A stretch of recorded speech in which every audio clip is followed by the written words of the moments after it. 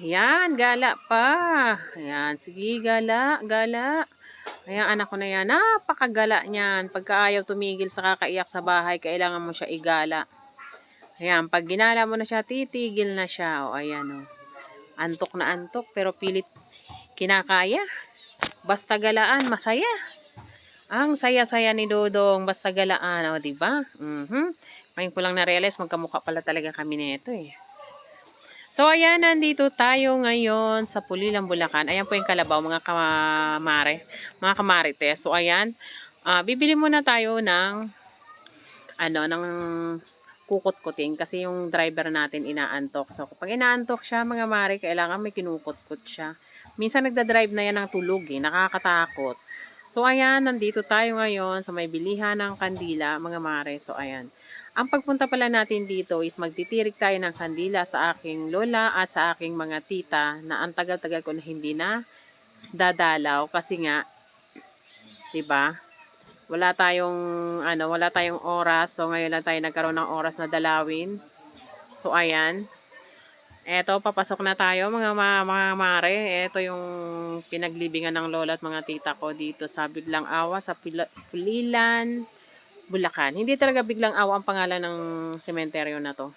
Ano lang, ang katabi lang nito Biglang Awang Simbahan. So ayan, dito tayo dadaan mga mare. Ayan, kasama ko ang aking mga anak at ang aking mga kapatid. Ayan, buong team kami. At kasama ko ang aking mother. Tingnan nyo yung aking nanay, yung aming mother.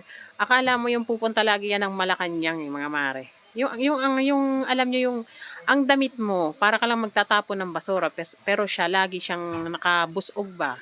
Busog yan kung tawagin sa probinsya namin. Yung parang pupunta lagi sa Malacanang, mga mare. Kaya minsan ayaw ko to kasama, mga mare. Abay, nagmumukha akong alalay parati eh. Hindi sana ako magbibihis, hindi sana ako magrarabble shoes. Abay, magmumukha na naman kaming alalay. Kaya ayan, pilitan ako magbihis. Tawa ng tawa yung aking kapatid. Sabi, ayan, ayaw mo rin matalbugan. Abay, ikaw ba naman kung ang kasama ay parating parang pupunta ng Malacanang, abay, papayag ka ba? So, ayan mga mare, naliligaw kami. Hindi namin malaman naliligaw ako sa tagal ng panahon na hindi na ako nakapunta. Sabi ni Kuya, nandun sa kabila yung puntod ng aking tita. So, ayan, pupunta kami doon, mga mare. Doon kami pupunta. Iikot kami dito. So, ayan. Ang tagal-tagal ko na hindi nakakapunta. Ang kulit talagang kapatid. Ito naman yung nanay ko. Ang cute-cute ng nanay ko. Mukha pa akong nanay, mga mare. Tingnan mo naman, oh. Akala mo yung yung 16 years old lang. O, ayan, oh, tingatangin na tong tong anak ko na to, kung commending. Akala mo yung eh. O, ayan, nandito na kami, mga mare. So, ayan. Ayan ang tita ko. Ang tita ko na nagpaaral sa akin. So, ayan, ang nanay Silvia ko. Yan, sabi ko, tirikan nyo, itong kapatid ko palibhasa, napakataba, yung kanyang anak pa ang gustong maglagay ng kandila. Abay, parehas naman silang mataba. Abay, inilagay nga yung kandila, mga mare. Pero tingnan mo naman, oh. Pagdating doon sa taas, walang sindi. So, ayan. Ayan, ulitin nila yan. 'Di ba?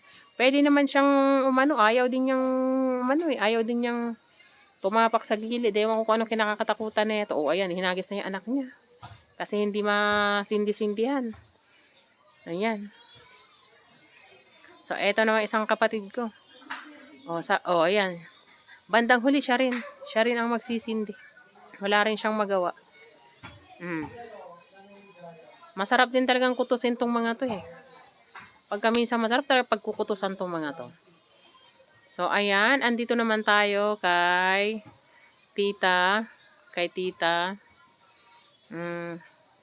Tagal ko na rin hindi nadadalaw to si tita. Mga ilang taon na rin.